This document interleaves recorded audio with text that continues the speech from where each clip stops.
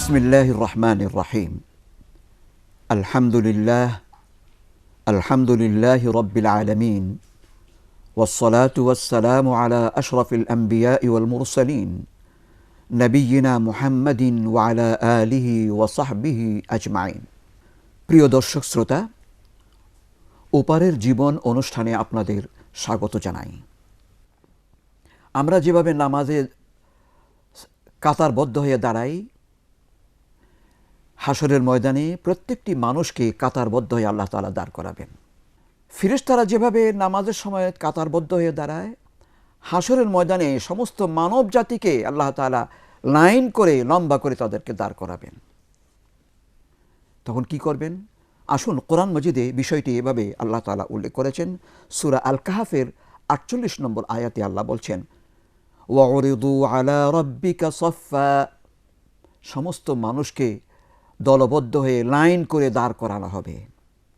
লাকাদ জিতুমুনা কামা খালাকনাকুম আউওয়ালা মাররা, লম্বা করে দাঁড় করানোর পরে আল্লাহ যে বলবেন, লাকাদ জিতুমুনা, আজকে তোমরা আমার কাছে উপস্থিত হয়েছ, যেমন করে দুনিয়াতে তোমরা ভূমিষ্ঠ হওয়ার সময় একাকীভাবে তোমরা দুনিয়াতে এসেছিলা, ঠিক এভাবেই আমি তোমাদেরকে একা একা আমার দরবারে উপস্থিত করব।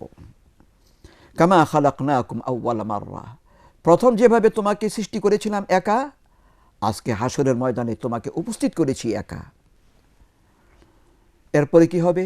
আল্লাহ বলছেন, ওয়াউদিআল কিতাবু ফাতারাল মুজরিমিনা মুশফিকিনা মিম্মা ফীহ, যারা অপরাধ করেছে, গুনাহ করেছে, আল্লাহর নাফরমানি করেছে, কুফর এবং শিরক করেছে, গীবত করেছে, মারামারি করেছে, খুনাখুনি করেছে, মানুষের হক নষ্ট করেছে, তাদের ব্যাপারে আল্লাহ বলছেন, ওয়াউদিআল কিতাব, তাদের এই খারাপ আমলনামাগুলো তাদের সামনে তুলে ধরা হবে।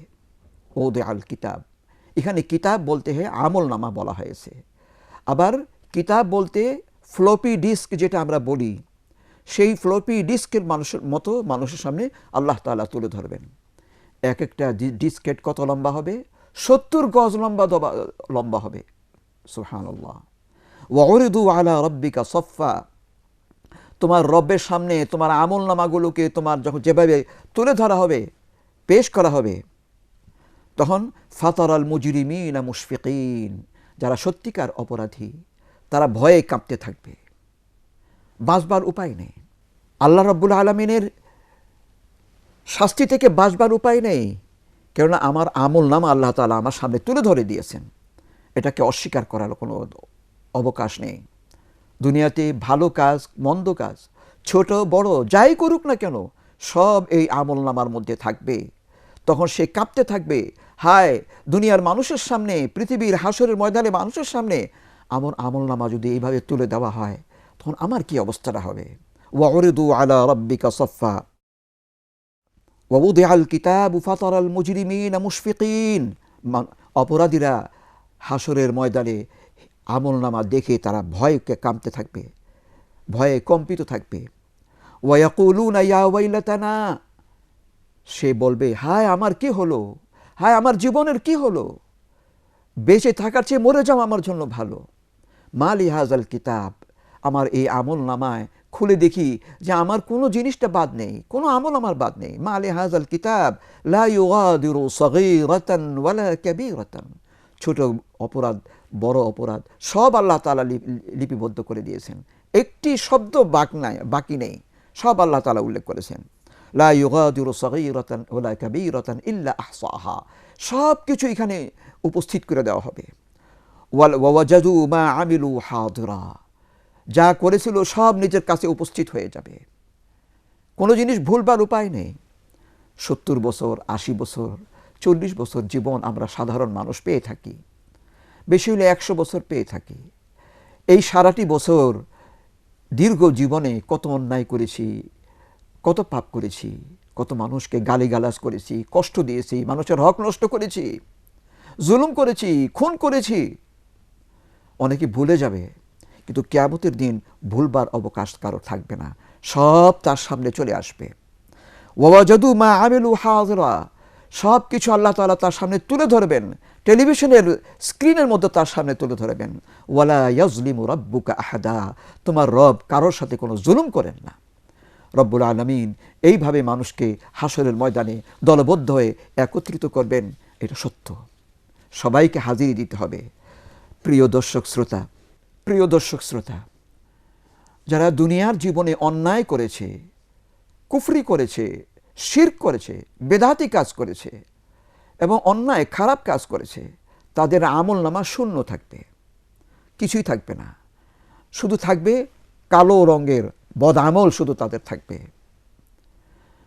যাদের আমলনামায় নেক বলতে কিছুই থাকবে না, আল্লাহ তাআলা তাদের হাসরের ময়দানে কোনো জিজ্ঞাসাবাদও করবেন না, বরং উপস্থিত করবেন, ডাইরেক্ট তাকে জাহান্নামে নিয়ে যাবে।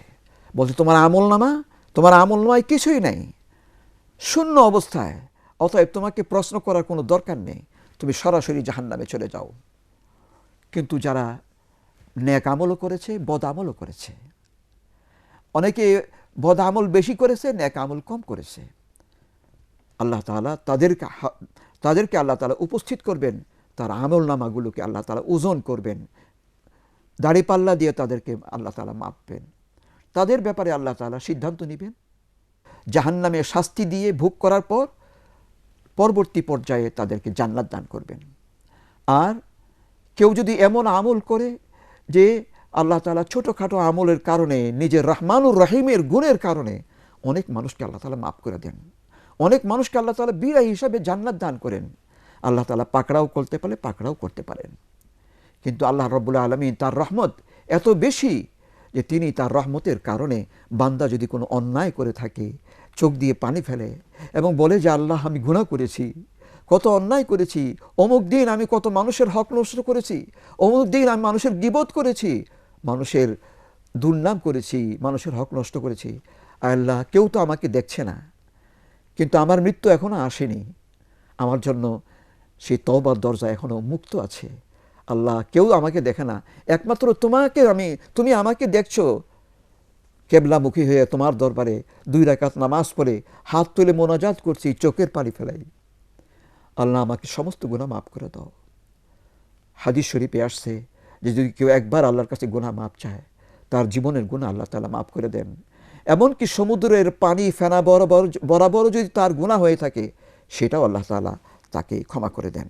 প্রিয় দর্শক শ্রোতা, আবু ইসহাক আজ-জাজ্জাজ নামে একজন বড় আলেম, উনি এলমে আকায়েদের একজন বড় প্রসিদ্ধ ইমাম।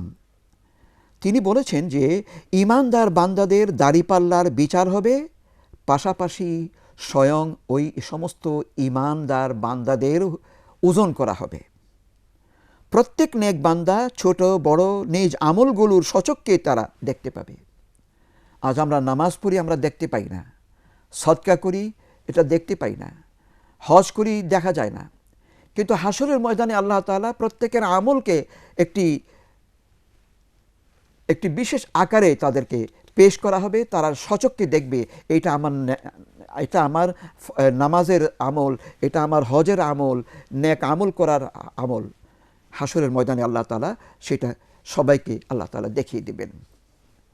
সবাই ফামান ইয়ামাল মিসকালা যাররাতিন খায়রান ইয়ারাহ, সেদিন যদি কেউ ছোট অন্যায়, ছোট কোনো আমল করে থাকে, সেটাও সে দেখতে পাবে।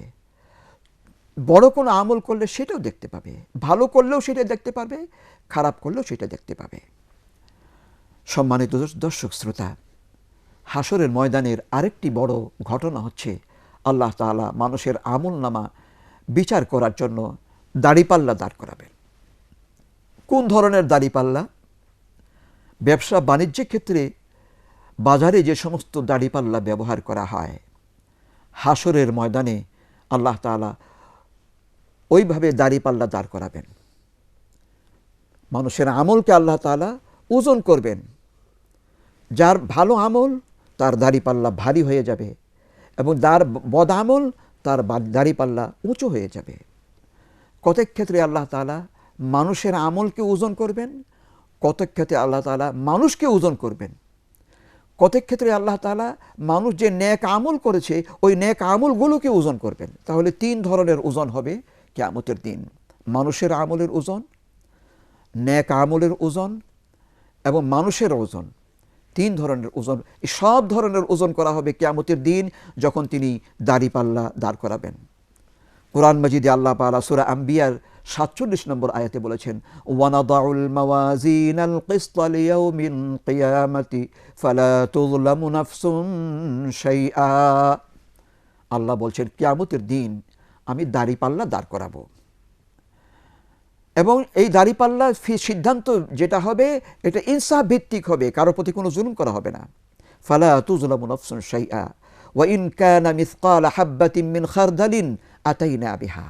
একটা নেক আমলও যদি তুমি করে থাকো, কিয়ামতের দিন তোমার সেই নেক আমলটাও ছোট হয়ে থাকলো, সেটা আল্লাহ রাব্বুল আলামিন তোমার সামনে তুলে ধরবেন। তুমি অমুক দিন এমন একটা ভালো কাজ করেছিলা, অমুক দিন তুমি একটা মানুষকে সহযোগিতা করেছিলা, আজকে তোমার এই নেক আমলের বিনিময়ে এই দেখো তোমাকে আমি পুরস্কার করে দিচ্ছি।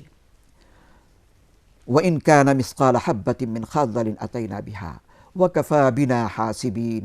আজকে এই দাঁড়িপাল্লার দ্বারা যে আমি যে তোমাদের ফয়সালা করব, আমার এই হিসাবটাই তোমাদের জন্য যথেষ্ট। কোরআন মাজিদে আল্লাহ তাআলা বলেছেন সূরা আর রহমানে, ওয়া আকিমুল ওয়াজনা বিল কিসতি ওয়া লা তুখসিরুল মিজান। বাজারে যখন তোমরা বেচা কিনা করো, মানুষকে ঠকাবে না, সঠিক সঠিক ঠিক ঠিক মাপ করে ওজন করে মানুষকে দেবে, কাউকে কোনো ক্ষতিগ্রস্ত করবে না। হাসরের ময়দানে আল্লাহ তাআলা মানুষকে এইরকমভাবে মানুষের ইনসাফ করবেন, মানুষের বিচারের ফয়সালা করবেন। সম্মানিত দর্শক শ্রোতা, আমি আলোচনা করেছিলাম আল্লাহ তাআলা মানুষের আমলের ওজন করবেন, ওই মানুষেরও ওজন করবেন, আবার ওই আমলের বিনিময়ে যে কাজটা করেছে সেটারও ওজন করবেন।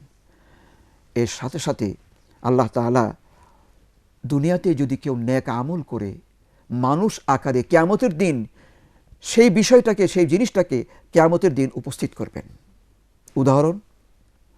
উদাহরণ হলো এই, রাসূল সাল্লাল্লাহু আলাইহি সাল্লামের হাদিস আছে, যে ব্যক্তি প্রত্যেক দিন সূরা বাকারা এবং সূরা আলে ইমরান তেলাওয়াত করে এবং সওয়াবের উদ্দেশ্যে তেলাওয়াত করে, অর্থ বুঝে আমল করার উদ্দেশ্যে তেলাওয়াত করে, কিয়ামতের দিন হাসরের ময়দানে তার মাথার উপরে এই 2টি সূরা ছায়া আকারে তার মাথার উপর দিয়ে আসবে এবং তাকে ছায়া প্রদান করবে।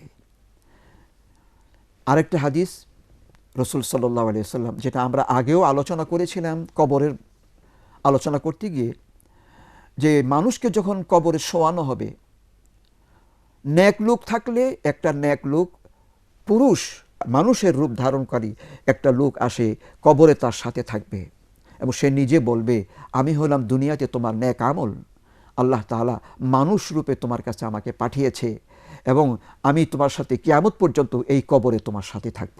তাহলে বোঝা গেল নেক আমলের বিনিময়ে আল্লাহ তাআলা কোনো ব্যক্তি বিশেষকে মানুষ আকারে পেশ করবেন এবং সেই লোকটাই তাকে সাক্ষী দান করবেন।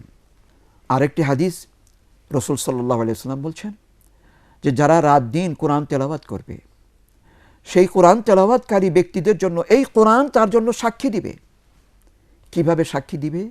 মানুষের রূপ ধারণ করে এই কোরআন তখন তার সামনে হাসরের ময়দানে উপস্থিত হবে।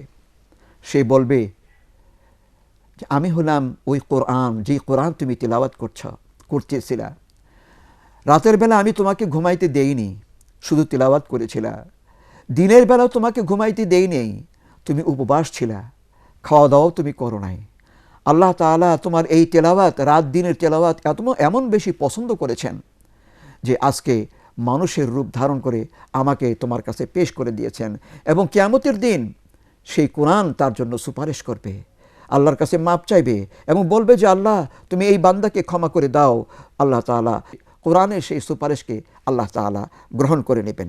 হযরত আব্দুল্লাহ ইবনে মাসউদ রাদিয়াল্লাহু তাআলা আনহু, তিনি দেখতে খুবই চিকন ছিলেন, পাতলা ধরনের, এমন পাতলা ছিল যে বাতাসের চলমান বাতাসের সাথে সাথে উনিও নিজে নড়বড় হয়ে যেতেন। অর্থাৎ বাতাস যখন চলতো ওনার শরীর এইভাবে ঘুরতো, ওনার পাও নড়াচড়া করত। সাহাবী কিছু সংখ্যক সাহাবী আব্দুল্লাহ ইবনে মাসউদ রাদিয়াল্লাহু তাআলা আনহুর এই অবস্থা দেখে হাসাহাসি করতেছিলেন যে দেখো এই লোকটা এত পাতলা, মিসওয়াকের রাসূল হাদিসে আছে যে মিসওয়াক যেরকম পাতলা ওইরকম তিনি খুব পাতলা ছিলেন। হযরত আব্দুল্লাহ ইবনে মাসউদ রাদিয়াল্লাহু এরকম পাতলা ছিলেন, সাহাবায়ে কেরাম হাসতেছিলেন। আল্লাহ নবী সাল্লাল্লাহু আলাইহি ওয়াসাল্লাম জিজ্ঞেস করলেন, তোমরা কেন হাসো? বলছেন, ইয়া রাসূলুল্লাহ, এই সাহাবী আব্দুল্লাহ ইবনে মাসউদ এত পাতলা, ওনার এই পাতলা এত চিকন দেখে আমরা হাসতেছিলাম। রাসূল সাল্লাল্লাহু আলাইহি ওয়াসাল্লাম কি বলছেন? হে আমার সাহাবীরা, এই আব্দুল্লাহ ইবনে মাসউদ দেখতে তো খুবই চিকন পাতলা, কিন্তু তার আমল এত ওজন যে তোমাদের মধ্যে 10 জন লোক সবাই মিলেও সমস্ত মানুষের আমল যতটুকু ভারী হবে, আব্দুল্লাহ ইবনে মাসউদের ওজন, আমলের ওজন এর চেয়ে আরও বেশি ভারী হবে। সুবহানাল্লাহ। কিয়ামতের দিন আল্লাহ তাআলা আমাদের আমলকে, আমাদের ওজনকে আল্লাহ তাআলা কবুল করুন। প্রিয় দর্শক শ্রোতা, আমরা আলোচনা করেছিলাম হাসরের ময়দানের উপস্থিতি এবং হাসরের ময়দানে নেক লোকদের উপস্থিতি এবং মানুষের আমলনামার বিষয় নিয়ে আলোচনা করেছিলাম।